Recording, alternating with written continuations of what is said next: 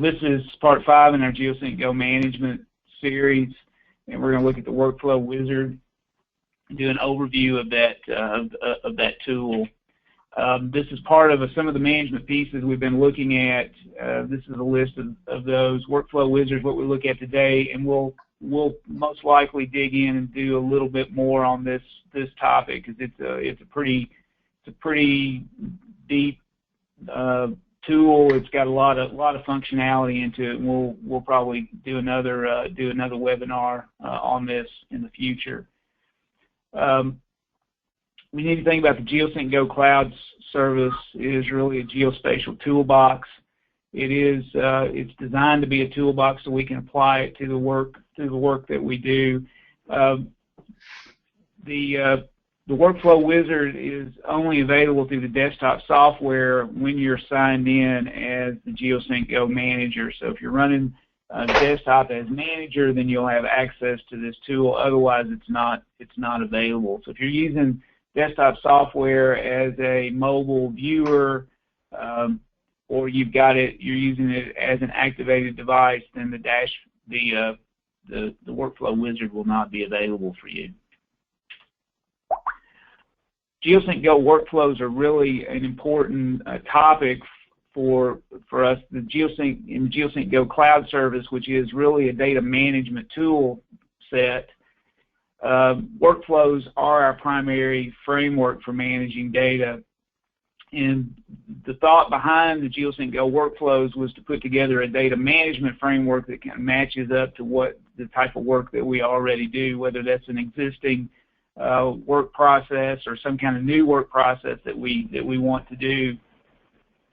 Workflows allow us to manage data from one operation workflow. So if you think about this, we can create as many workflows as we want in Geosync Go, and we need to match those workflows. The Geosync Go workflow needs to be matched up to the work process that we have going on in our office or operation. So some of the things about this framework is that again, you can apply this to your work processes. That's the idea, is that we take our existing work processes and we use the Geosync Go workflow or this data management framework, set it on top of that process so we can help manage our data. The framework allows us to define how we're going to store our information, how we're going to display it on the map. It lets us define any forms that we're going to use for data collection, and it also provides a standard for the reports that we may need to have available for reporting purposes. So let's think about how work gets done, because this is really important. What the workflow is, Geosync Go workflow is designed to match up to the way we do work today.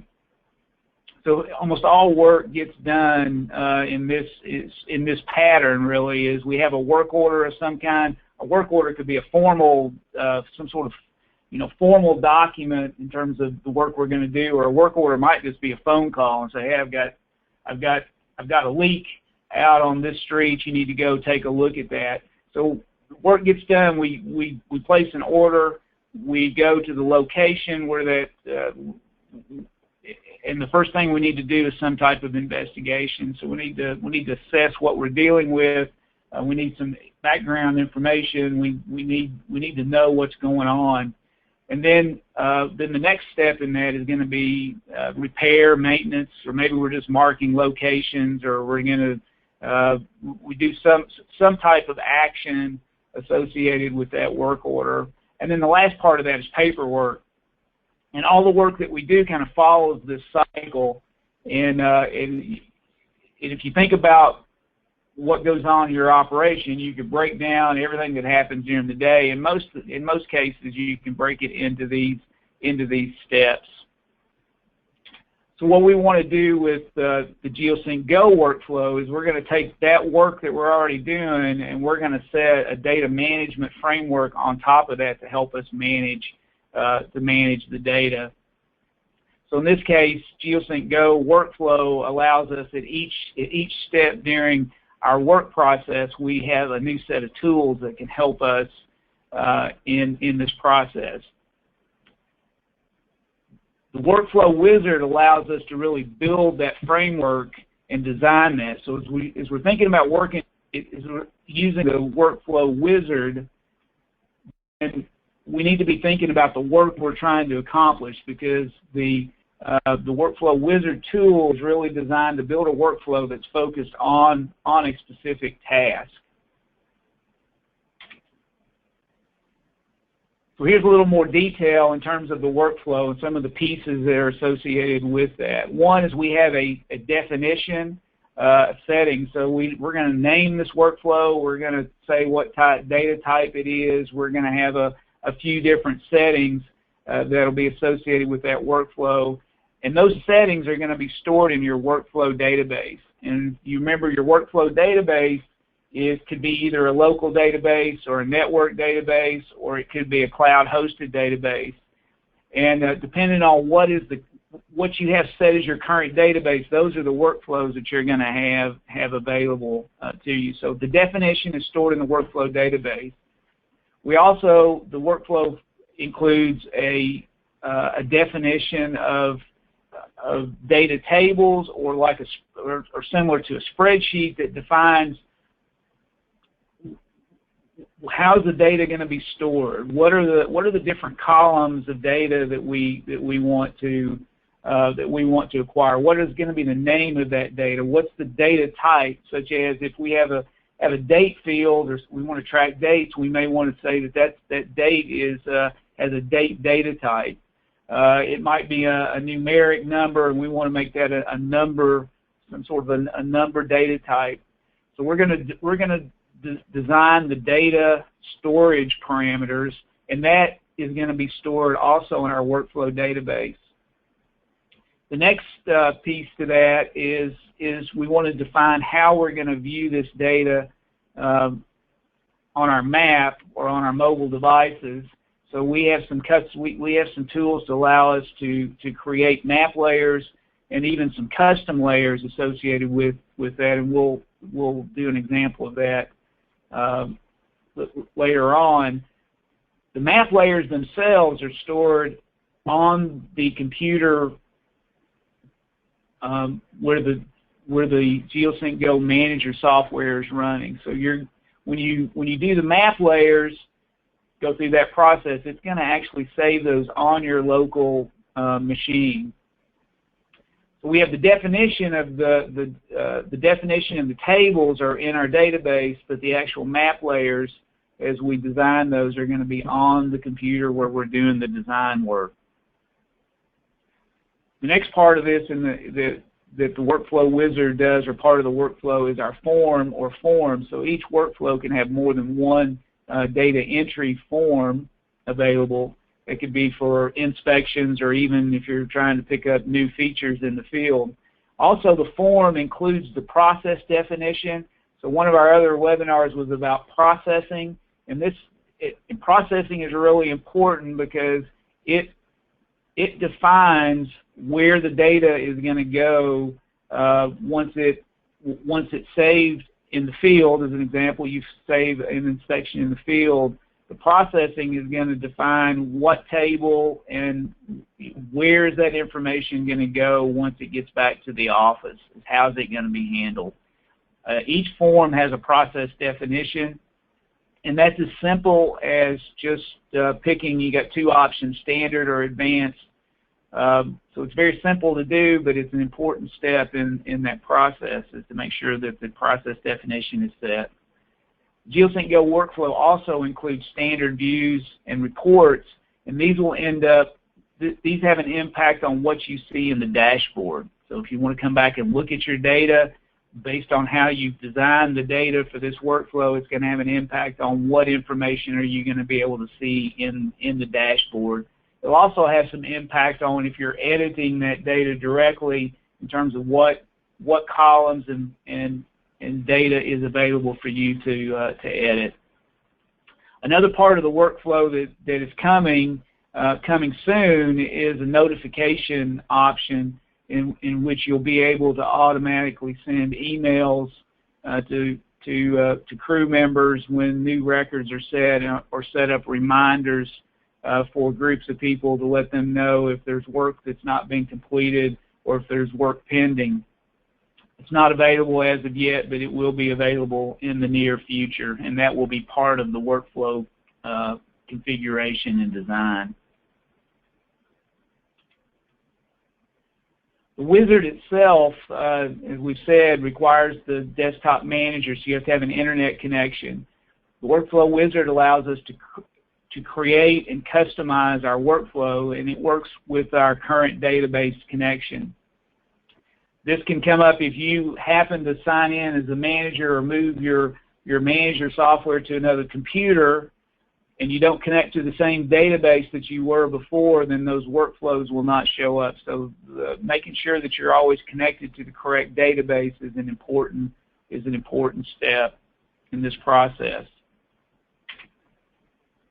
So some of the functions that are part of the workflow wizard, we can add, delete, and modify workflows from the wizard. We can export that definition. So if we build a definition for a workflow, we can export that and share that with others so that they can use the same definition that we're using. And then also the workflow wizard provides a way for us to import data from our GIS into our workflow, so we have that information already available. An example is if we had a hydrant management workflow, we might want to bring in all of our hydrants into that workflow already and pre-populate that information before as part of the work that we're going to do, and we have an option to be able to do that from the workflow wizard. The typical steps that we go through on the workflow wizard, this is if we're starting from scratch, we have a brand new workflow, and we have a work process in our operation that we need, that we want to create a data management framework to go along with. The first thing we do is we create a workflow, we give it a name and a few settings. We go through and we define the table, we define how we're going to store the data, what are the columns or the fields that we're going to use. We also, out of that, we can have some impact on the standard views. We can order things the way we want them. So again, if it's a spreadsheet concept, we can order the columns in the way that we want to see those on a report. We can then define the map layer and assign it to projects, so we can decide what Geosync GO project do I want this workflow information to be visible in, and then I can also define what kind of what columns do I want available from the map. Those are not always the same as what I want in a report. Sometimes in a report I want all the information, but on a map, if I select the fire hydrant on the map, I may only want a limited amount of information to show up because I just want the information that's needed for them to do their work in the field. We can also then, so once we define our map layers, we create forms for data entry, and then we can import data if we need to do that, and then we can define custom map layers if needed. This is the basic steps that we're going to use for any workflow that we do. It doesn't matter what the process is, or what is it that you're trying to solve, or what the target of the data management is. These are the steps that you're going to go through. So we're going to jump out here and do a quick demo. We're going to build a very simple workflow, and really the best way to learn this is just to go in and pick a workflow, go through and build it, modify it, and just test it and learn how it works. Some of it's trial and error, and just trying to figure out how what's the best way to design this process so it works the best for you. So there's nothing wrong with jumping in and just giving it a try. So we're going to jump out and we're going to do a very simple workflow at this time. And we're going to go to our desktop manager software. And the workflow that I want to do is I want to set up a data framework or a way of tracking my projects. And so what we're going to call it is my projects. And we just want to be able to track those, be able to set up all the steps in the Geosync GO workflow in order to be able to track projects. So the workflow wizard, to get to that, there's this icon on the main toolbar. We'll open the workflow wizard.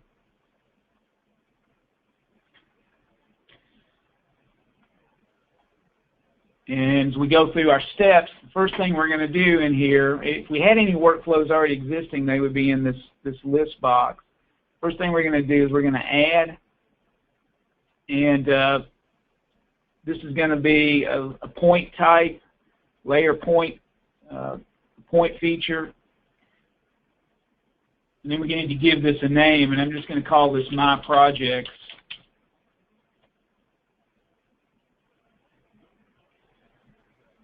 This will create a workflow, and it places the icon in this list.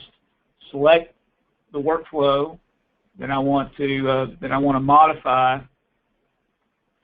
and then we'll go to our settings. And if I need to delete that, I can delete it. Just know that if you delete a workflow, you're going to delete all the data associated with that workflow. So that's real important to know is if you set up like we do my projects, and I put data in there, and then I don't want to use my projects workflow anymore, if I delete it, I'm going to delete all the data. So I need to be aware of that, and then take appropriate steps to back up that data or make sure it's there. Or I just leave the My Projects workflow present. It's no problem in just having it there from now on, even if I'm not actively using it.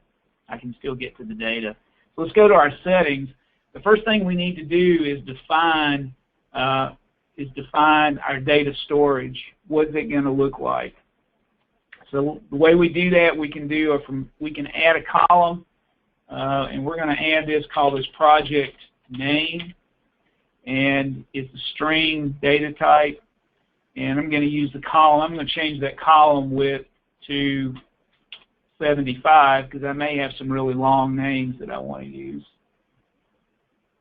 When I do that, it adds this to my list here, and we see we have project name already. Now notice that project ID is already there. Project ID is a protected column name.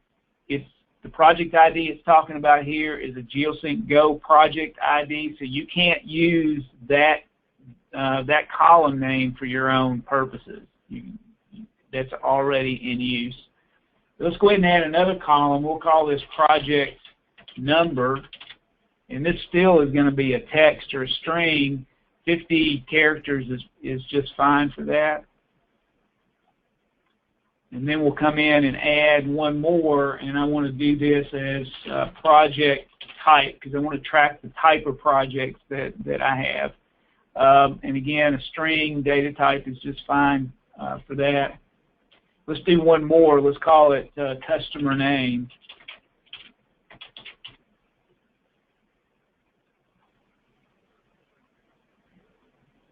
All right, so what we have, and anytime I need to, I can refresh this, and this will just go through and refresh the columns and the views. So occasionally, if it doesn't completely fill out the way you think it should, you can hit the refresh button, and that should update the view.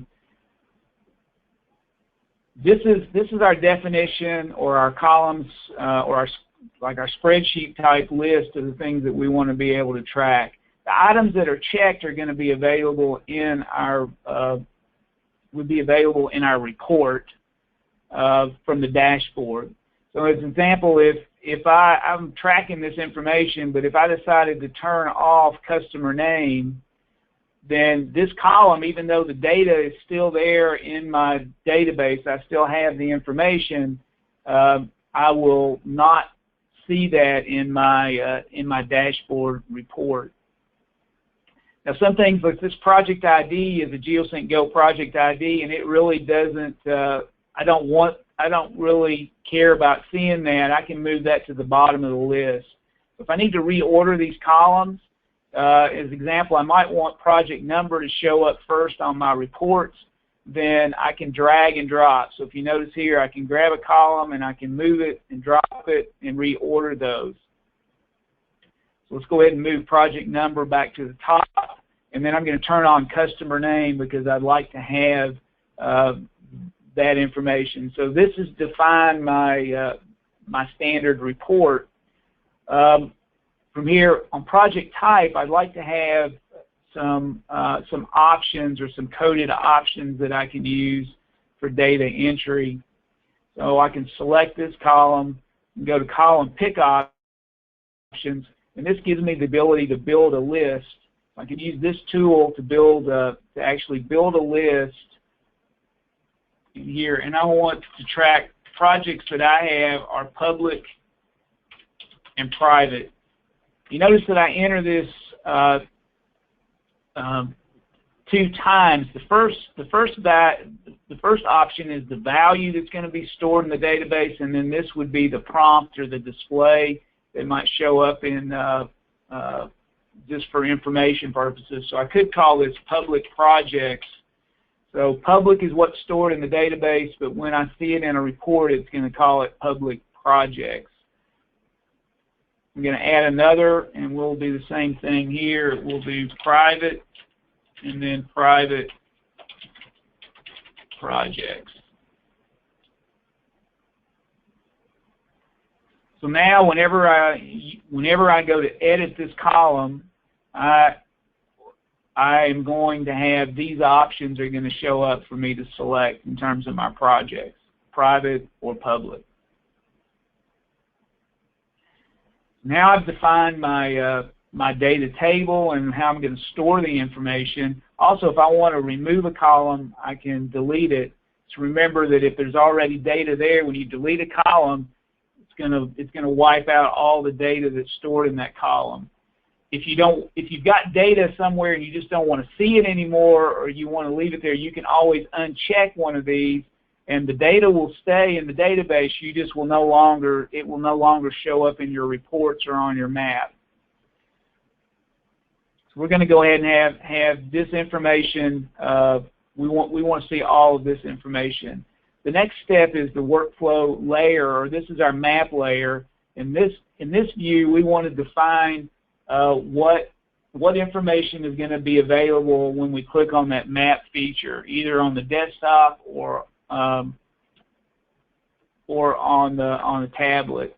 So the information I'd like to have is project number, project name, project type, and one other thing I'd like to have just have a last updated date in there, because I want to know kind of when was the last time I actually updated some information on this particular project.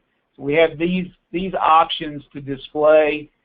The next thing we need to do is we need to pick what projects are going to be, is this information going to be accessible in, and I'm going to do this from only interested in my workflow training project, so I'm going to select this project, and then I'm going to build and save my map layer. What we said about the map layers is they're actually stored on this computer. They're going to be stored with the manager software. So when I did build and save, it just created a Geosync Go workflow layer and saved it on this particular computer. So that's the only place right now I have access to this particular map layer is on this computer. Until I publish, it's not going to be available for anyone else. If I decide that I want the project, if I want my map layer to display attributes in a different order, then I could change this, and I can still drag and drop these fields. So if I wanted to have the project type first, I could change that, and if I want to update that for my for use on the map, I need to build and save again. So anytime that I make a change here, if I want to save that change, I need to do a build and save. The next part of this process is going to be to create a workflow form. I want to be able to pull up my project information on a mobile device and be able to make changes to it in the field or whenever I'm mobile away from the office. So I'm going to create a workflow form, and we're going to give it a name, and we're just going to call it My Project Form. And here's the process. It's important that the process is set because this tells me where this data is going to go. And I can either do a standard or an advanced workflow. We're going to leave this for standard, and this is the simplest approach. If I use advanced, this is going to give me an opportunity to create some historical information so I could track all the updates that I made, and I have different versions of that, or I could have a set of inspections that are associated with a feature. In this case, we're going to stay with standard, a standard workflow. I'm going to mark this to update features, and what that means is if I use this form in the field and I'm working on an existing project, I want it to update that existing project. If I don't check this, then when I fill out a form on my mobile device and I save it, it's going to create a brand new record. It's going to think that I'm trying to create new projects every time that I fill out a form. That's not what we want in this case. Sometimes we want that, but not in this case. We're going to do update features. That's going to make sure that when I pull up my project on the phone and I save it, it's going to actually update that particular project in the database. Once I make these settings, and I need again to set the project that this is going to be associated with, my workflow training project, and then I'm going to update or save. Now, once these forms are saved, they actually are saved in the cloud outbox, and then they are ready for use in the field. Once you finish this process and you save, these are now ready. And just notice that each step of the way, the data, the definitions are stored in different places. So the workflow form is already published as soon as you take this step. Next, we're going to do is we're going to design our form, and we're going to make it pretty easy. The best way to do that, we can add individual fields one at a time, but what the easiest way to do this is to go to our workflow table, the definition that we've just created, and pick the columns that we want to be able to update in the field. These are the 4 that we want to be able to work with, and go ahead and add those. And you'll notice here on our form, as it comes in and shows this project type is a list, and it gives me the list of options that we already set up in the workflow definition. So it knows that. So anytime we get ready to do a type, we'll have a list to pick from instead of typing in a value on our form. Again, if we save, now our form is published and it's ready to go in the projects that we want it to be a part of. The next step in this is data import, and I'm not going to go and look at that right now, but this is the place you're going to go if you need to update or refresh data or pre-populate information into a workflow. This is the tool that we would go to.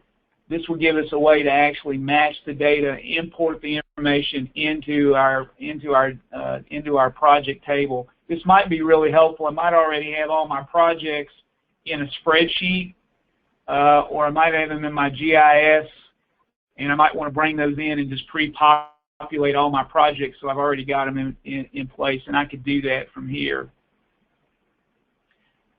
Customized layers. Often we want to have several different map views, and the first thing we do is we need to pick the project that we're working on. This is my workflow training project. This is the one I want to work with, and I could create a new custom layer.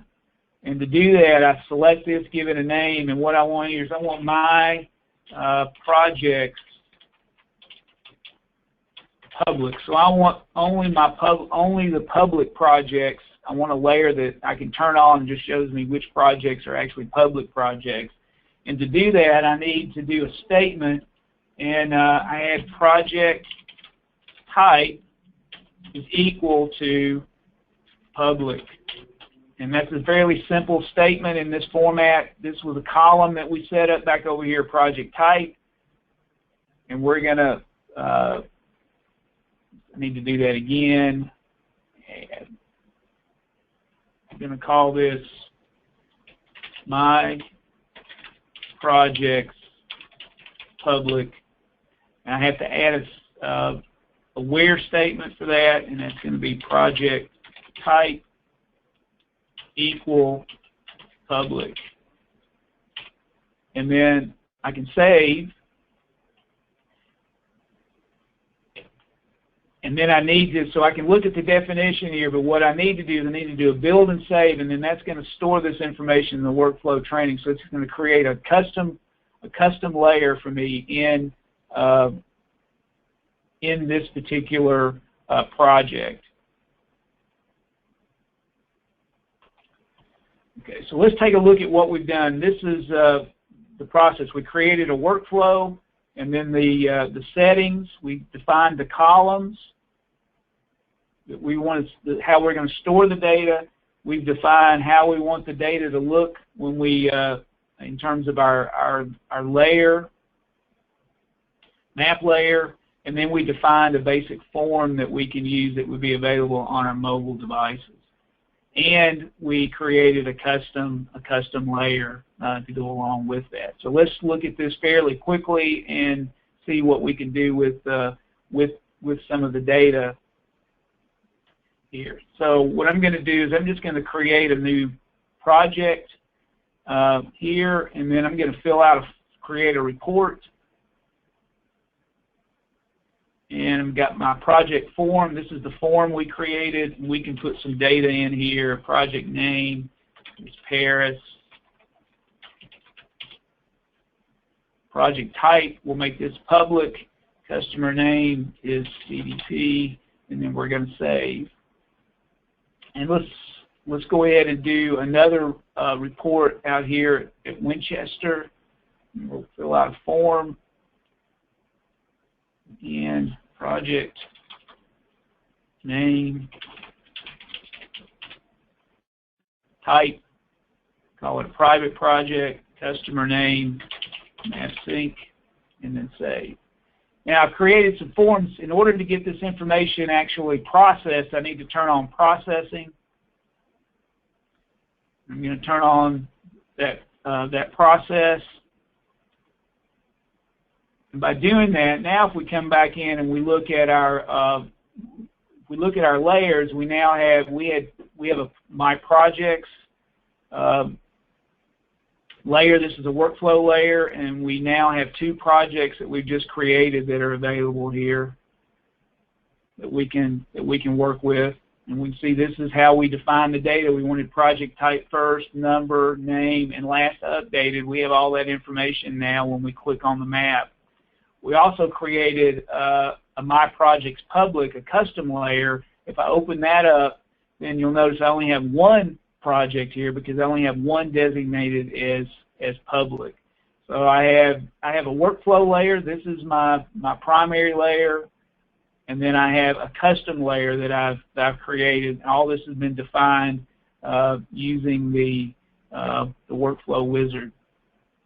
I'm going to come out here and go to my dashboard fairly quickly, and we're going to look at our workflow reports. And again, in the workflow reports now, our data is showing up that we created. So my projects, I have project number, name, type, customer name. This is the definition that we set up for our reports. If we look at this, we can also do our new features, and this will add a record date for us, so we can do sorting based on the date.